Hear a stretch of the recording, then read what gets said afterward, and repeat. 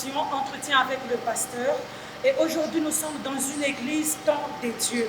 Et nous sommes venus rencontrer l'homme des dieux. Un nom bien, c'est un pasteur. Il s'appelle le pasteur Ilunga Depol. Il est responsable de l'église temps de Dieu, comme je viens de le dire.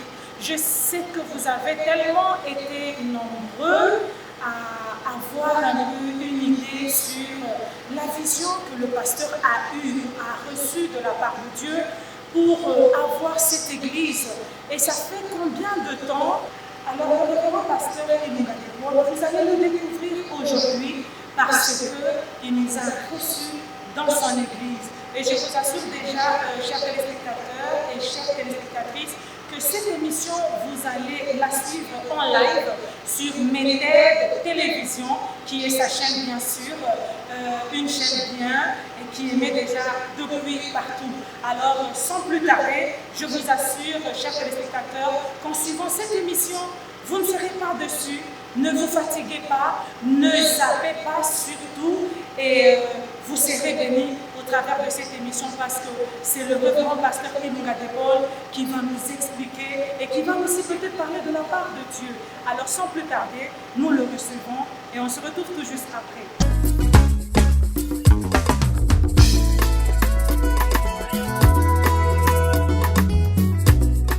Alors fidèles et très chers téléspectateurs, comme je venais de vous le dire, nous sommes dans l'église temps des dieux où nous recevons le révérend pasteur Ilunga Depol. C'est un entretien, c'est une émission spéciale sûrement. Pour ceux-là qui ne le connaissent pas, vous allez le découvrir aujourd'hui. Et moi déjà, je me présente, c'est Sandra Biata. Je suis journaliste à Méthode Télévision. Alors, bonjour pasteur. Bonjour madame. Merci d'abord de nous avoir accordé cet entretien parce que je sais que vous êtes tellement trop pris. Alors nous vous disons merci. Merci. Et nous bénissons Dieu pour ce moment fort parce que c'est un moment de partage. Je sais que le peuple de Dieu va être béni. Alors parlez-nous un peu de l'église, temps des dieux. Quand est-ce que vous avez eu cette révélation? Gloire au Seigneur. Madame, que Dieu vous bénisse. Amen. Je suis très content de cette question qui est tellement pertinente. Pour moi, c'est un honneur de parler comment le ministère évangélique Temps de Dieu a commencé et il y a combien d'années que ce ministère a vu le jour, comment cela s'est passé. Pour moi, c'est un honneur pour que le peuple de Dieu puisse découvrir la vision que j'ai reçue, de quelle manière je l'ai reçue et comment je l'ai reçue. Voilà. La vision, quand je l'ai reçue, j'étais déjà pasteur. Je l'ai reçue en 2009. C'est ce qui est très important d'avoir un bon père spirituel. Quand vous n'avez pas un bon père spirituel, vous aurez des problèmes. Alors, quand j'ai reçu la vision, c'était en 2009. Et quand je l'ai reçue, j'étais déjà pasteur. À chaque moment, quand tu reçois la vision, il faut recourir à ton père. De la même manière que Samuel, quand il a entendu la voix de Dieu s'est ressemblée à la voix de son père. Il est parti poser la question à Élie pour savoir, papa, est-ce que tu m'appelles? Et lui a dit, non, je ne t'ai pas appelé. Deuxième fois, est-ce que tu m'as appelé? Il a dit, non, je ne t'ai pas appelé. C'est la troisième fois que la Bible dit que Élie a compris que ça, c'est la vision. Il lui a dit, dis ceci. Je suis disponible, ton serviteur, parle-moi. Voilà, quand j'ai reçu la vision en 2009, j'ai parlé à mon père. Je lui dis, papa, voilà ce que j'ai vu, voilà ce que j'ai vu, voilà, j'ai vu l'ange m'est apparu, il m'a parlé de ceci, de cela que je vais vous parler en détail. C'est en ce moment-là que mon père m'a dit, ce que tu as reçu là, ce n'est pas une vision, n'importe laquelle, mais c'est la vision du ministère. Merci beaucoup, révérend pasteur Ilunga. Peut-être sans vous interrompre, je sais que vous allez continuer avec votre idée, mais peut-être on aimerait aussi connaître celui dont vous parlez de papa, c'est comment son nom et la vision, peut-être vous l'avez reçu, vous étiez à Kinshasa ou bien vous étiez dans une autre province? Gloire au Seigneur. Mon papa s'appelle Paul Sendwe. Évidemment, c'est là où mon nom, aujourd'hui, les gens m'appellent Pasteur Ilunga de Paul. Le nom de Paul n'est pas mon nom. Le nom de Paul, c'est le nom de mon père spirituel. Lui s'appelait Paul Sendwe, paix à son âme. Il s'appelait Paul Sendwe. Alors, après mon baptême, j'ai reçu le nom de Paul. On m'appelle Ilunga de Paul, qui se ressemble à son père. Parce que mon père travaillait puissamment. Alors, les dons que j'ai reçus depuis mon baptême, c'est ce qui a poussé que Dieu donne ce nom, que celui que tu as, il aura ton nom. Et il continuera la mission. Amen. Voilà. Alors, comment est-ce que vous avez continué ou bien achevé cette mission pour en arriver là? Jusqu'à aujourd'hui, voilà. La vision telle que je l'ai reçue, je dis toujours gloire à l'Éternel par rapport à la vision comme je l'ai reçue. Oui. C'était en 2009, la première vision, parce que je l'ai reçue 2 fois. Pour votre information, pour qu'une vision soit une vision, elle doit être confirmée par la même vision. On ne peut pas recevoir aujourd'hui une vision et on s'est dit voilà, c'est ça la vision. Non, il faudrait que cette vision soit confirmée par la première vision. Voilà. Quand j'ai reçu la vision, j'ai vu quelqu'un. Je ne sais pas le déchiffrer maintenant. Et la personne que j'ai vue, il avait les yeux partout. Par derrière, par devant, partout. Il avait une lumière que je n'arrivais pas de le regarder. Et la vision, quand je l'ai reçue, j'étais à l'intérieur de la maison. En sortant à l'extérieur, j'ai vu comme la fin du monde. C'était comme dans une route où les gens fouillaient de gauche vers la droite, les gens fouillaient de droite vers la gauche, et c'était une tourbillon. Et dans cette vision, je me disais à moi-même, dans la vision, que ça, c'est la fin du monde. À moi-même. Je me suis dit, ça, c'est la fin du monde. Alors, quand j'ai vu cela, j'avais peur. Je me suis dit, c'est la fin du monde.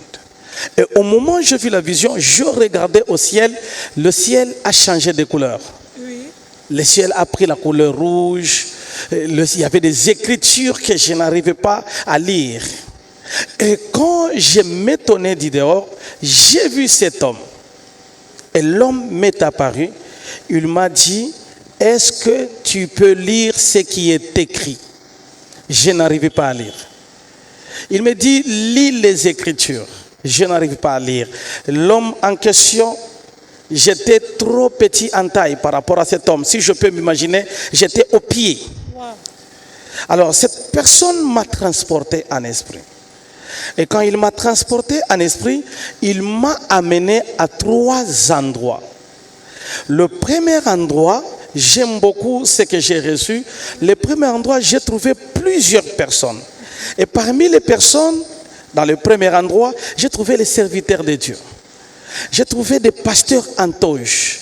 J'ai trouvé des pasteurs en col pastoral. J'ai trouvé les gens qui ont la Bible, mais qui vivent dans le péché, qui vivent dans l'impudicité, qui vivent dans la bière, qui vivent dans le désordre. Et l'homme qui m'a emporté en esprit, il m'a dit ceci: prêche la parole de Dieu sur la repentance. Dis-le de se repentir, parce que moi, je reviens bientôt. C'est là où j'ai compris le message. Il m'a dit, je reviens bientôt. Prêchez, parce que les gens sont en distraction. Il y a les gens qui se disent hommes de Dieu, mais qui ne le sont pas. Il y a les gens qui s'appellent serviteurs, mais qui ne le sont pas. Voilà, va le prêcher. Ça, c'est le premier public.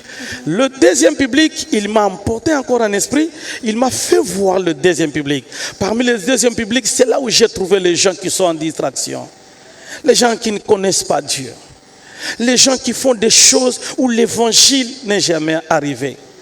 Et il m'a dit ceci: parle de moi, parce que bientôt je reviens. Alléluia. Et le troisième public qu'il m'a amené, il m'a amené à un autre public. Ce public n'a jamais entendu Jésus. Le deuxième public a entendu Jésus, mais dans la distraction. Ça, ce sont des chrétiens d'aujourd'hui. Ça, ce sont des religieux d'aujourd'hui. Ça, c'est le deuxième public. Et le troisième public, personne n'a entendu parler de Jésus. Et il m'a dit, va à ce troisième public, prêche-le, que moi, je reviens bientôt. Voilà la mission que j'ai reçue. Alléluia, vraiment, je crois bien que vous qui nous suivez partout, partout là où vous êtes, je crois bien que vous êtes convaincus d'abord par cette réponse concernant la vision de l'homme des dieux, le révérend pasteur Ilunga Depol, qui est responsable de l'église Mission évangélique Temps des dieux. C'est vraiment fort, c'est une grande vision. Maintenant, homme des dieux, comme vous venez de le dire, que Dieu vous a donné une prédication sur la repentance, c'est-à-dire vous allez prêcher sur la repentance. Et d'après vous, qu'est-ce qu'on entend par repentance? Voilà, avant même que je n'arrive à ce point-là, je veux parler de la vision. La vision que j'ai reçue, parce que dans la vision que j'ai reçue, il y a aussi la repentance. D'accord. Il y a aussi le retour, voilà, à la vie normale. Ok. Qu'est-ce que l'homme m'a dit? Quand il m'a fait passer sur les 3 endroits, je n'arrivais pas à comprendre. Je n'ai même pas compris. Alors, il m'a dit ceci, comme tu ne comprends pas, ouvre la Bible. Tu vas lire Apocalypse 12. C'est là où vous voyez, du haut de la chair, c'est écrit Apocalypse 12. Ce n'est pas écrit des choses qui sont venues de moi-même. Non, c'est parce que c'est la vision qu'il m'a dit. Et il m'a dit, pour bien comprendre ce message, lis Apocalypse 12. Et il m'a donné une précision dans Apocalypse 12, 11. Le verset 11, c'est la base même de ma vision. Ils l'ont vaincu à cause du sang de l'agneau et des paroles de leur témoignage. Amen. Voilà. Alors, qu'est-ce qu'il m'a dit? Il m'a donné 3 choses. C'est là où je reviens pour répondre à votre question par rapport à la repentance. Il m'a donné 3 choses. La première des choses qu'il m'a dit, va, prêche sur le péché. Ça, c'est la première mission.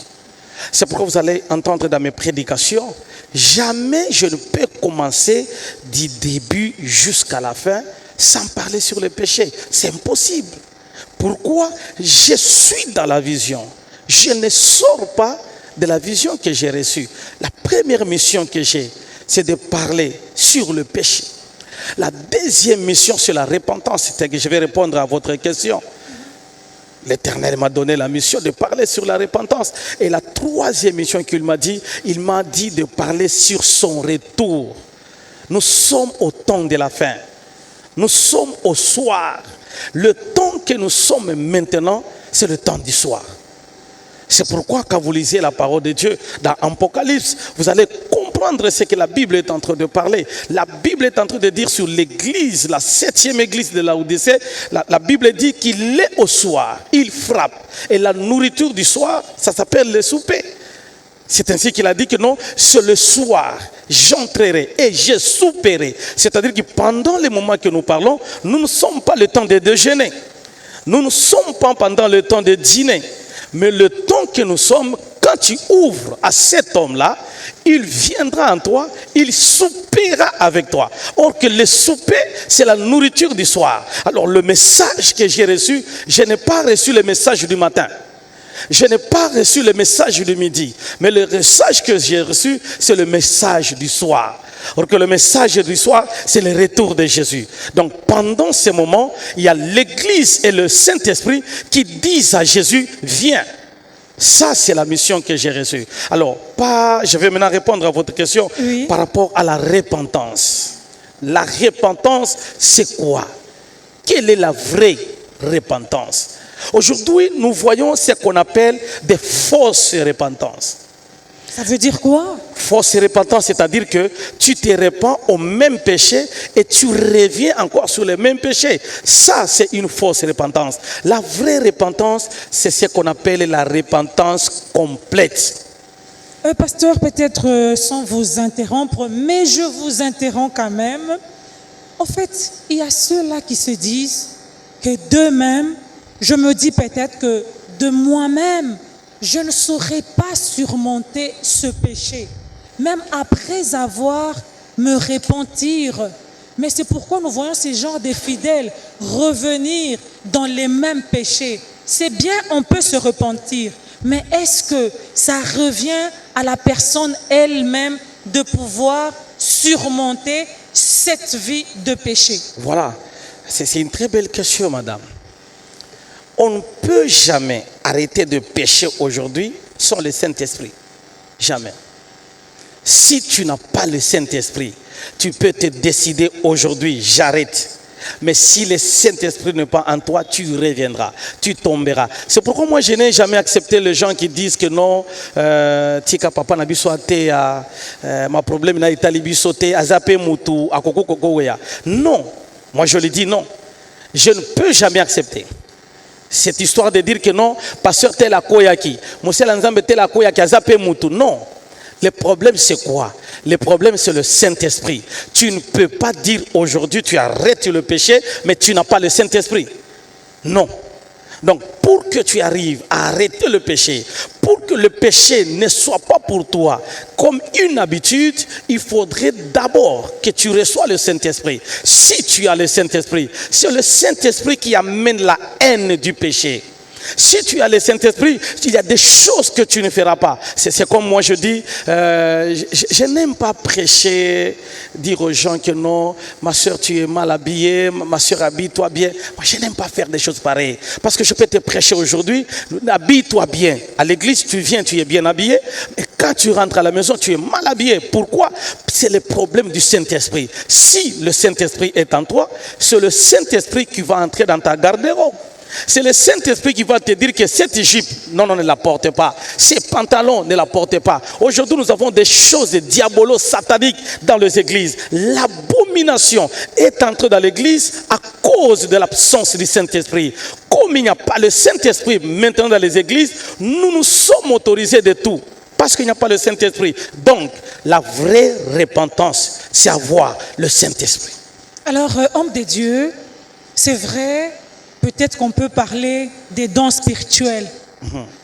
Vous êtes le révérend pasteur, sûrement Dieu vous utilise puissamment parce qu'on en a vu aussi, on en a entendu.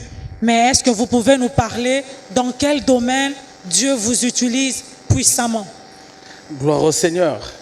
Le domaine du Saint-Esprit, d'abord, c'est connaître ton ministère, connaître ton appel, connaître ta vision. Vous voyez? Parce que si vous ne connaissez pas votre vision, vous risquez d'imiter ce que les autres font. Alors, il faut rester dans ton appel. Quand j'ai reçu ce message, j'ai demandé à Dieu, comment les gens vont me croire? Ça, c'est une question que j'ai posée à celui qui me parlait. Je lui ai dit, la mission que tu m'as donnée, comment les gens vont me croire? La façon dont j'ai reçu cette mission, c'est vraiment comme l'histoire de l'île de Patmos. J'ai reçu une mission pareille. Alors j'ai posé la question à celui qui était à côté de moi. Je lui ai dit, comment les gens vont croire? Il m'a dit ceci, je veux mettre les dons en toi. C'est là qu'il m'a confirmé. Vous savez, il y a des choses quand tu les fais, tu es sûr. Parce que tu l'as reçu. Voilà. Il m'a dit ceci, je mettrai en toi les dons de délivrance. Vous comprenez? Alors, dès qu'il m'a dit, mon problème de délivrance, c'est je n'imite personne. Vous voyez, je n'ai pas de modèle par rapport à ce que je fais. Moi, c'est celui qui m'a appelé. Il m'a dit ceci, pour que le monde croie que moi, Dieu, j'étais envoyé de prêcher sur ces paroles, de prêcher sur le péché, la repentance et mon retour. Pour que les gens croient, la première des choses que je mettrai en toi, c'est le don de délivrance. Je suis très fier de ça. Pour moi, le pouvoir qu'il m'a donné de chasser les démons, je suis très sûr. C'est pourquoi moi je dis, on ne discute pas avec les démons. Comment on peut discuter avec les démons? Le premier menteur, c'est le diable. Et si tu discutes avec les diables, pour qu'il te mente alors, Alors, les démons pour moi, c'est pourquoi vous voyez dans mon émission, je parlais trop sur les hôtels, je parlais trop sur les délivrances. Pourquoi? Je suis dans le domaine de la délivrance par rapport à ce que j'ai reçu, que j'étais dans les dons de la délivrance. Pasteur, en fait, il y a une opinion publique qui dit que peut-être ici au Congo, particulièrement, la plupart des églises se sont spécialisées à chasser les démons. C'est comme si on faisait la propagande des sorciers ou de la sorcellerie et des démons au lieu peut-être de prêcher aux chrétiens la bonne parole de Dieu qui délivre. Quel est votre point de vue par rapport à cela? Le problème d'abord, c'est la mission. Je donne mon exemple. J'ai reçu la mission de prêcher sur le péché. J'ai reçu la mission de prêcher sur la repentance et sur le retour de Jésus. C'est ça ma prédication. C'est ça mon message. Mon message, ce n'est pas la délivrance. La délivrance, c'est un don que Dieu m'a donné pour délivrer. Vous comprenez? Alors, on ne peut pas faire ça comme message, non. Le message, c'est de parler de Jésus. Aujourd'hui, on fait plus la publicité des démons. Les gens connaissent les noms des démons. Non, nous devons plus connaître Jésus. Quand nous connaissons Jésus, nous savons que non, c'est Jésus. Nous chassons les démons au nom de Jésus. Nous faisons ceci au nom de Jésus. Nous faisons cela au nom de Jésus. Nous faisons ceci au nom de Jésus. Ça, c'est juste un don. Ce n'est pas tout. Tel que moi, je sais que j'ai reçu. Il m'a dit ceci. Ça, j'ai entendu une voix. Il m'a parlé à une voix audible. J'aime beaucoup ces dons-là. Il m'a dit, tu imposeras le main aux malades. Et les malades seront guéris. Alléluia. Quelle que soit la maladie. C'est pourquoi je suis fier. Moi, ça ne m'étonne pas. C'est pourquoi je n'ai pas besoin de dire que non, tel avait le cancer est guéri, tel avait ça est guéri. Je n'ai pas besoin. Je vous donne un exemple. Le vendredi passé, j'ai reçu 2 jeunes sœurs qui avaient le cancer de sein. 2. Au même instant, ils ont reçu la délivrance. Au même instant, ils sont partis à l'hôpital, il n'y a rien. Vous comprenez? Moi, je n'ai pas besoin de parler de ça. Pourquoi? Je vis ça. C'est ma vie. Le malade vient, ils sont guéris, quelle que soit la distance. Alors, il y a beaucoup de témoignages, les gens parlent, même quand je parle à la télévision, quand je libère cette onction, je dis, si tu es malade, touche là où tu as mal et tu reçois la guérison. Beaucoup de gens m'appellent pour témoigner. Comment je peux parler de ça? C'est ma vie.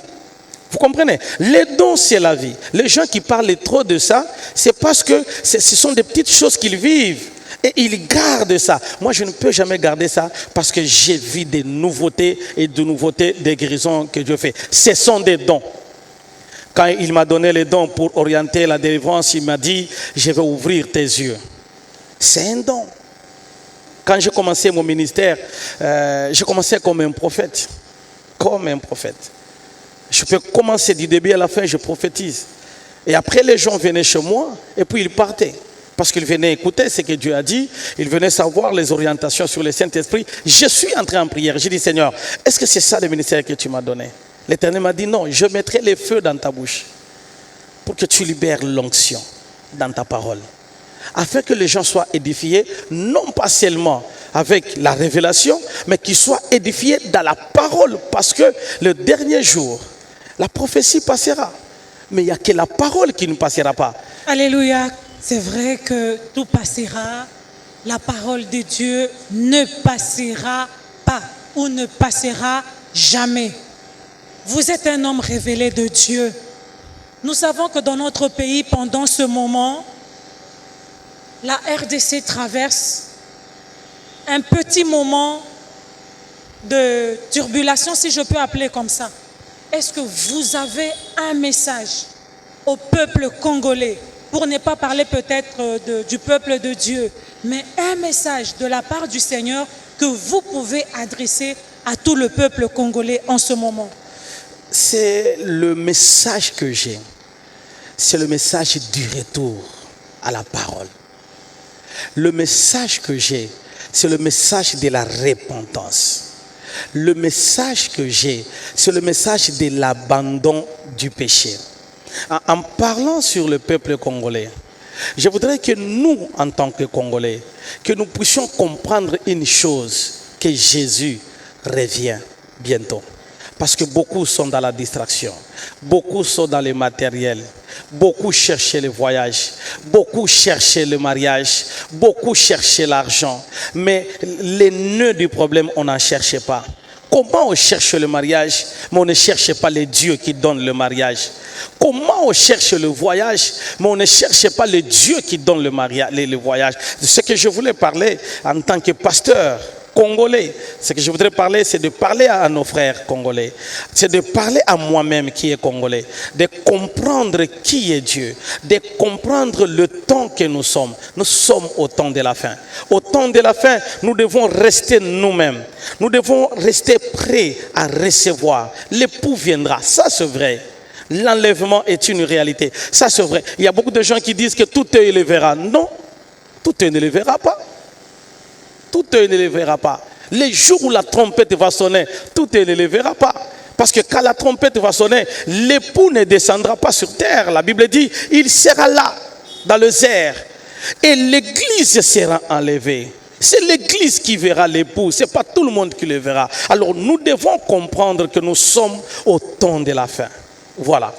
Alors c'est vrai que nous sommes au temps de la fin, mais nous savons qu'en ce moment, peut-être s'il y a encore un message que vous pouvez adresser, parce que il y a des gens peut-être qui vous suivent ou qui vont nous suivre au travers de cette émission.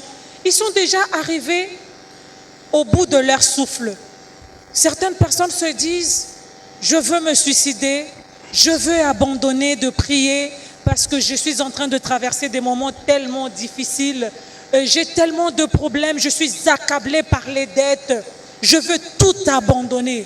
En tant qu'homme de Dieu, en tant que prophète, en tant que révérend, quel message vous adressez à toutes ces personnes, si je peux dire, déprimées? Voilà, ça c'est le domaine de délivrance. Donc là, vous entrez dans mon domaine. Vous comprenez?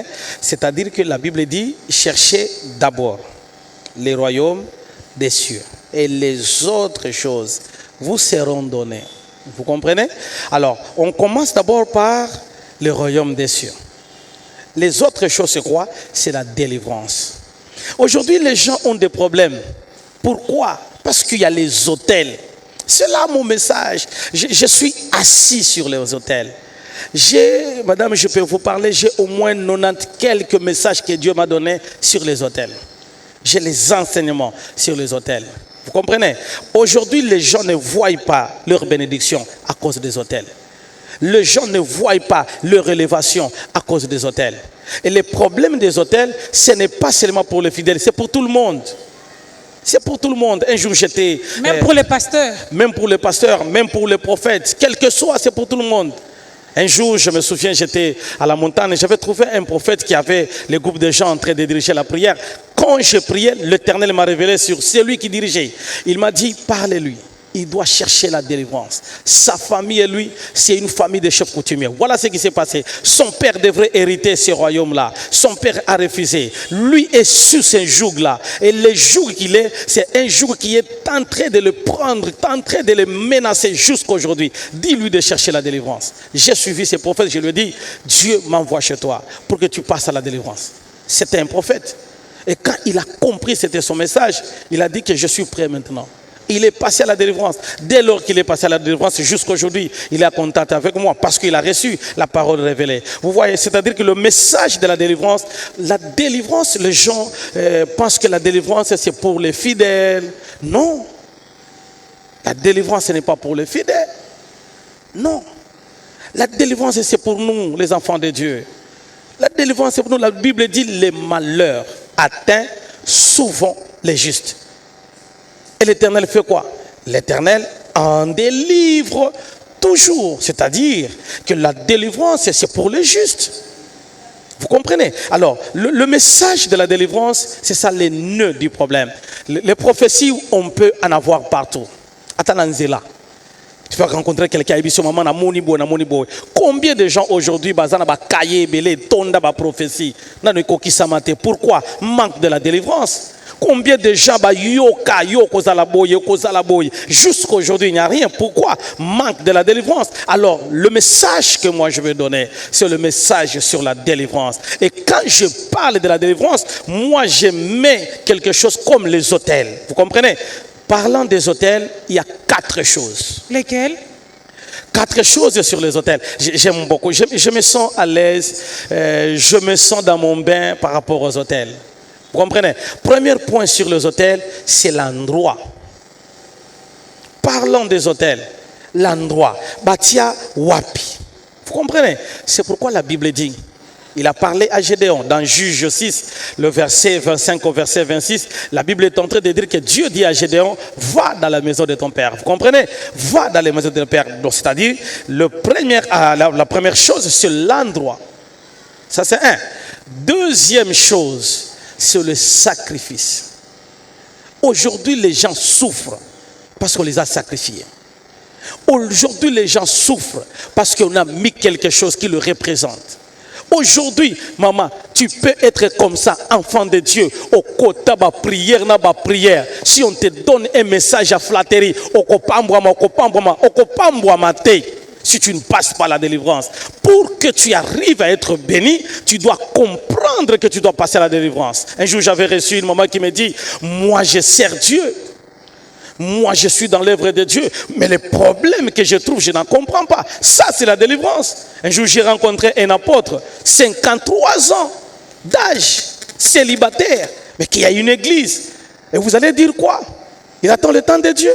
Non, ce n'est pas le temps de Dieu. C'est le problème de la délivrance. Alors, il y a les gens qui sont liés. Alléluia. Les problèmes de délivrance, c'est un problème d'hôtel. Tu peux refuser aujourd'hui. Mais s'il y a un hôtel, l'hôtel te réclame. Tu peux te dire aujourd'hui, ce n'est pas un problème. Mais l'hôtel n'est pas la présence, mais l'hôtel te réclame parce qu'il y a un endroit. C'est pourquoi Gédéon n'était pas un païen. Non. Gédéon, c'était un enfant de Dieu. D'ailleurs, la Bible dit qu'on l'appelait vaillant héros. Mais écoutez, un vaillant héros, quand vous regardez sa vie, la souffrance. Tout ce qu'il faisait, il était qu'un meunier. Quand il fabrique la farine et quand il expose sa farine, les Madians viennent. Il vient récupérer cela. Quelqu'un qui craint Dieu, qui a une vie d'instabilité. Quelqu'un qui craint Dieu, qui a une vie de problèmes. Comment expliquer cela? Moi, je viens avec le message que Dieu m'a donné sur les autels. Alors, deuxième endroit, deuxième chose dans les autels, c'est le sacrifice. Troisième chose, c'est le sacrificateur.